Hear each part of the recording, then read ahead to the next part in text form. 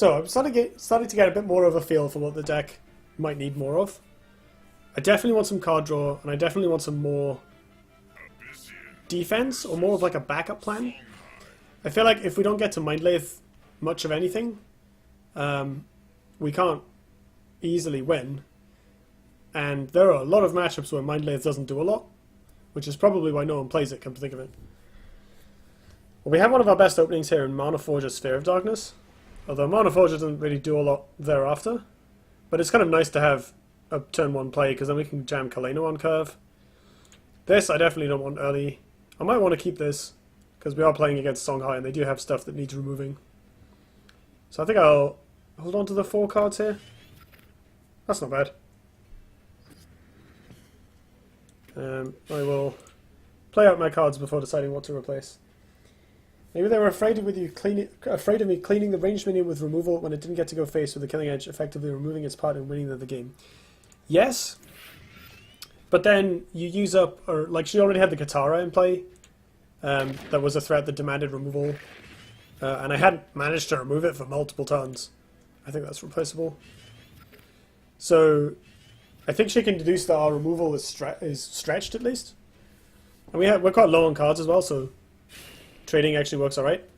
And at that point we get to trade the Killing Edge for the Shadow Dancer and a removal spell rather than just the Shadow Dancer, and it only deals 1 more damage than the Phoenix Fire, so there's really not much of an incentive to hold on to it. Right, so we're against 8 gates, so the Mindlathes will once again be useless. That's nice. I guess I'll jam a Kaleno and hope she can't kill it. I think we have to let her take the Mana Tile though, unfortunately. On the flip side, it means Kaleno in a safe spot. I don't know if I want to be able to attack the 2-3 with Kaleno. It might be reasonable. Yeah, I think that's an okay thing to want to do. So we get wrecked by a lot of stuff here, like we get wrecked by Twin Strike, we get wrecked, well, at least with spell damage. Phoenix Fire is pretty sad. Like, Gatatsu plus this with a buff is sad. Yeah.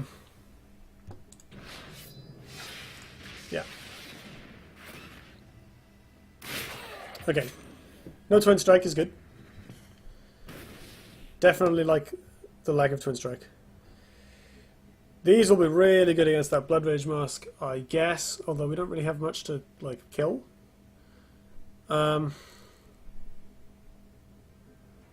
Wow, this hand is bad. I might need this just to tempo kill a Geomancer. We could use that next turn. Because this doesn't cost less, does it? Yeah. I mean, I guess I can play this. Its ability isn't very important. But I think I'd rather have the 1/1s for Shadow Dancer. No, let's not... Oh. Yeah, we should use our mana. The awkward thing here is I really want to trade damage to get rid of this, to like take pings off the Blood Rage Mask. But I don't have a lot of healing. Especially with Kaleno already gone. I guess I've still got Azza Heralds in the deck. I'm so sorry about my draw luck. I mean, well, what would you expect me to draw in this matchup that would make it any better? Like, there's no way in hell this is a good matchup. We're playing Mindlathe. They're playing, like, no relevant creatures. We can't. I don't think we can trade damage here. I think we have to hope for, like, Shadow Dancer doing a bunch of stuff. So if she plays a spell damage thing, we can crash this in. Like, if she's only going here, we can play Shadow Dancer in the corner, move this up, attack. Yeah, but you'd have 2 Sarlaccs up, I know. Well, you can't have Sarlacc every game. Sarlacc, I guess, is okay against this, but it's not amazing. Like, she can mostly run away from it. Plus, like, as draw luck goes, we have double Shadow Dancer against an artifact deck. That's pretty much the best we can possibly get.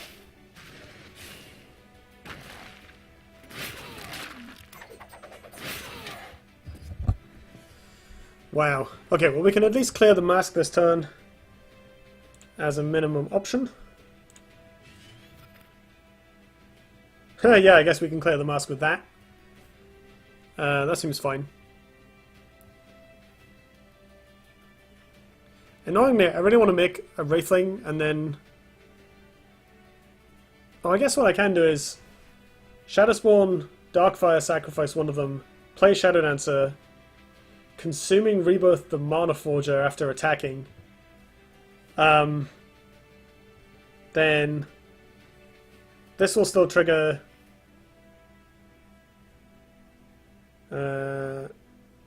Actually, we don't even need to do that to get the extra triggers. I just want to kind of end up with the extra 1-1 in play.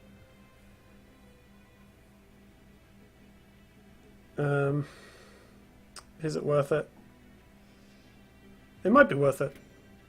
I'm going to try it.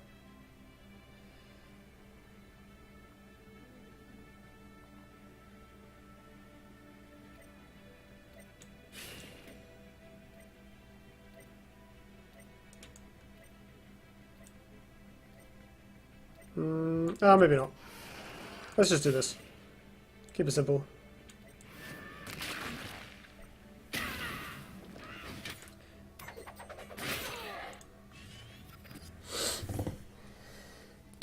Can save these for like double triggers next turn. Yeah, I guess we can second Shadow Dancer, Shadowspawn, Darkfire, Darkfire, and just like maybe that does it. Drain for 4 seems good. Build your own little mantra. We don't have anything to play off those, but like it's better than nothing.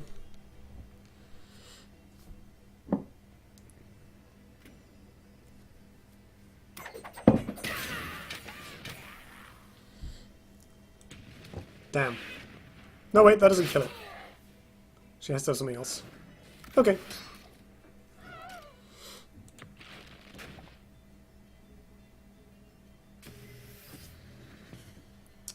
That's not too bad.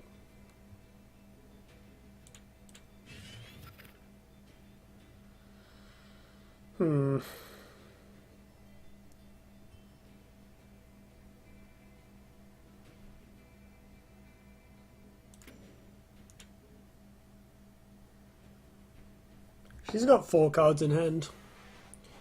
I think we just die next turn. Do we? I guess we just have to assume that we don't.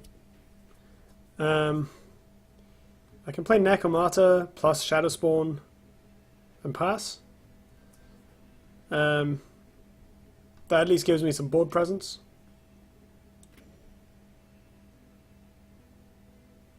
I can run away instead of getting closer to like body block with my stuff. But that makes the Heartseeker a lot worse, a lot harder to deal with.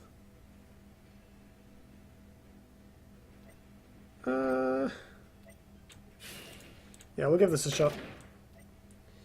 Dancer BBSD has both the Necro. I could do that.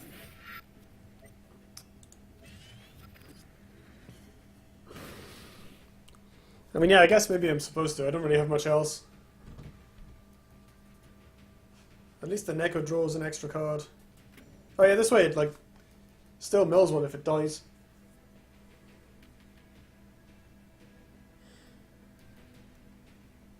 Draining for only 2 off the Dancer is still kind of bad though.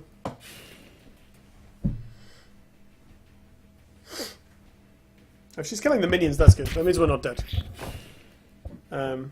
She's scared of something. One hopes. Oh no, she's just setting that up. Okay.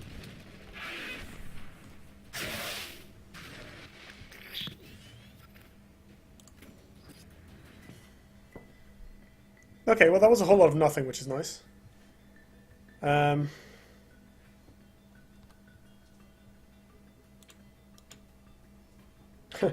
mean, we can't just ritual banishing this Heartseeker. That's pretty terrible. Okay, good. Let's do Shadow Dancer, Demonic Lure, pass. Do I body block myself with the Dancer? let my opponent attack it where she can kill it more easily. Because we potentially have a lot of triggers next turn. I think I'm going to protect it. But I'll play it here so I can attack her in the face with it.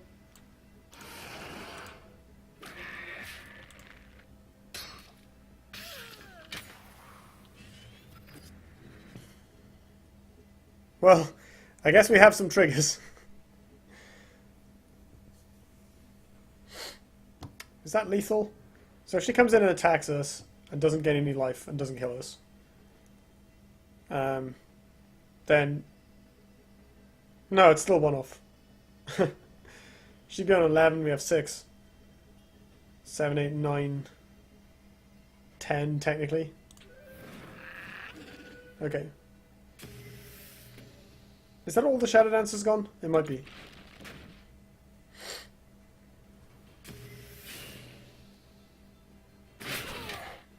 At least this thing body blocks like a champion. Okay. Let's make some Sarlaccs, shall we? Although I think I have to kill this. Otherwise, it's going to chip damage me down.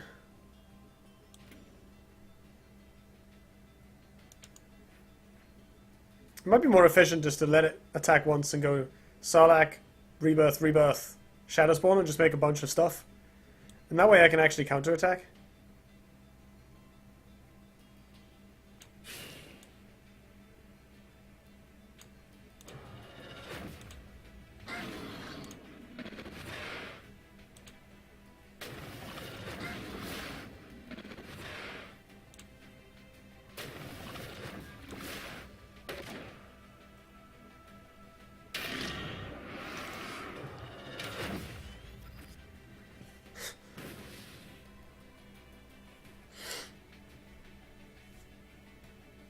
Ooh, she's standing on a creep tile, that's nice. 1 extra damage. Oh, here we go, yeah, we're dead.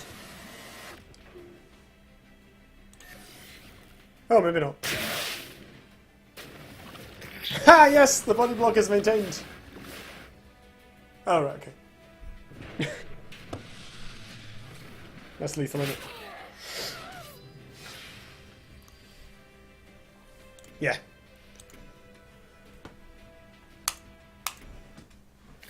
So maybe with a double DFS play, I could, no, because I don't want to go anywhere after that. Can't really empty my hand and then sit there on top deck. Alright. Let's do some doctoring upon this deck. Look at my cards. What about them?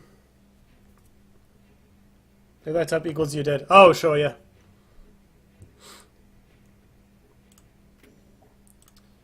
Right.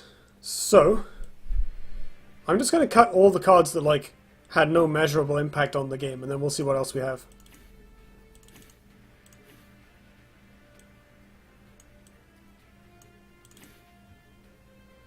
That's a start.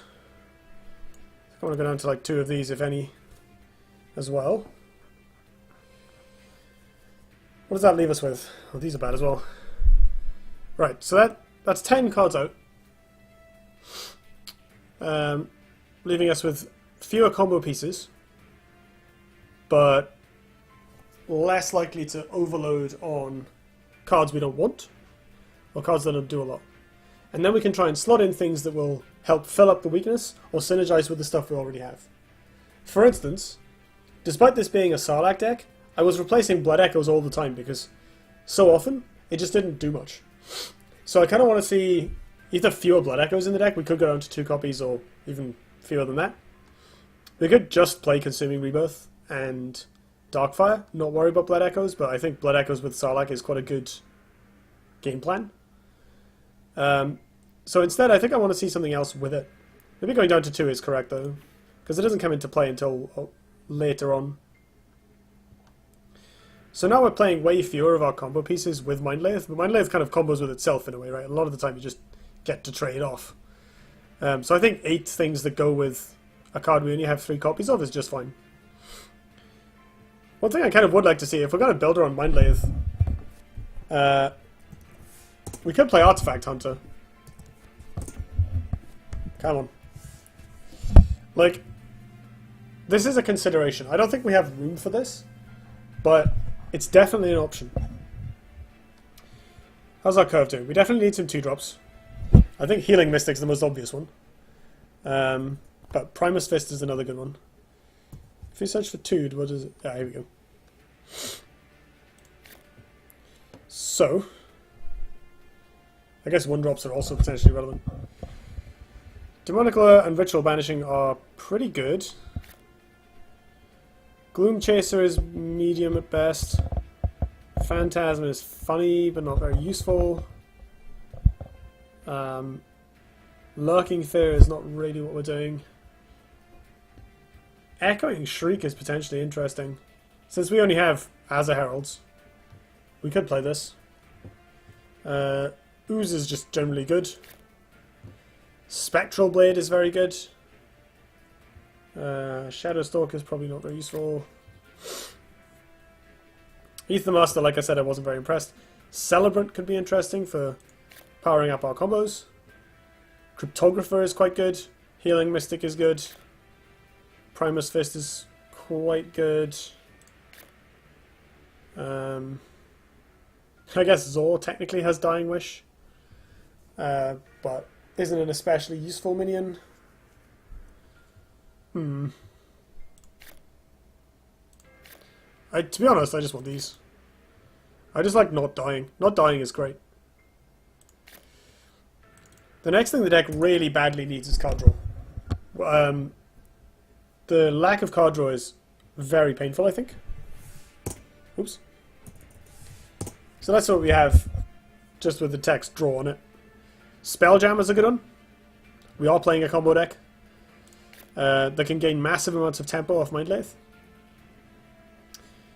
Necroseer and Void Hunter have useful Dying Wishes if we're playing Blood Echoes. Sojourner is really solid. Nakamatsu, I think we found out, is working mediumly at best. I do like... it does a tutor for Sarlacc is really clever. I think that actually works quite well. But the fact that you basically have to play Neko DFS and then Sarlacc to get much value out of it is like... that's a lot of effort for a Sarlacc. I think having a couple of copies is a good idea, but I don't know if having them always hit Sarlacc is worth it. Like, maybe we just cut these anyway. Because one thing we could put in is just straight up Swan Sister Kian. Like, she's a body, which is not amazing, but she's a ton of value, immediate draw, and reasonable tempo. I think, since we're playing a bunch of specific cards, Spelljam is probably better. And she also provides a bit more tempo due to being a 3/5. How about Grove Lion? That is a cool idea that I like. DFS Grove Lion is spicy. I would not mind some Grove Lions. Let's try Jammer. Mr. Grivy. Maybe as a 2-of. If we're putting a Darkfire Sacrifice back in, possibly. There's a 3-of now to power this out. So we've got a bit more draw and a bit more healing, but we don't really have a lot else. Like, I've put in a few good stuff cards in favour of some cards that I didn't like as much. But that's sort of it. I still feel like this Blood Echoes isn't really doing anything. It just makes more Sarlaccs, which is fine, but you know, we're not building around Sarlacc that much, you know? It's almost as though there's two separate bits of the deck. Like, there's a Sarlacc package, which I guess goes well with the combo pieces for Mindlathe. But then there's not much to follow up on Sarlacc besides Shadow Dancer. There's no Lurking Fear, which would make Blood Echoes kind of good on its own, air quotes. But I think even in... I played a Lurking Fear deck that had like 15 or 20 Dying Wish minions, and it still only ran 2 copies of Blood Echoes, because they do clog up your hand. I mean, I definitely had, like... I've had games where I've already Mindlathed a Juggernaut. It was amazing. And then I Consuming Rebirthed it. That made me happy. But, you know, we just played 3 games and we got, like, no Mindlathe. We activated Mindlathe once. In 3 games.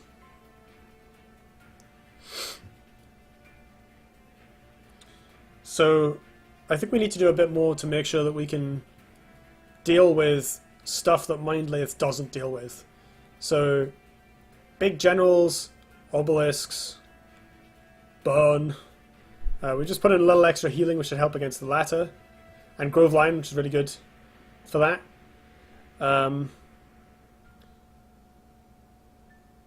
We could just put in Lightbenders.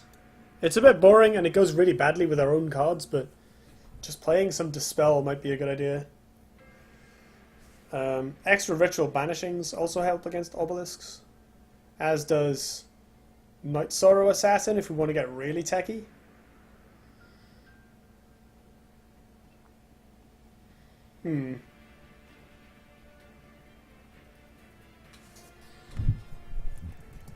It's not... no. Let's just have a look through the selection.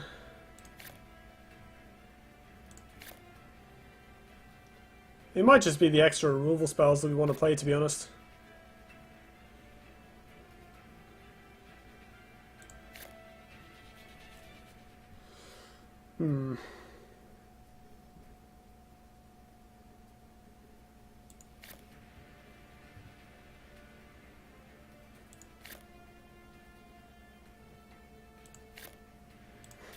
You know what? Let's just play some Desolators. That card is so good. Which means we probably don't need Kaleno anymore, actually. Which is good, because they're looking a little tight on the force here. Yeah, I think Desolator might be the missing piece. It's good with Rebirth and Blood Echoes. It's more healing, it's damage, which we need.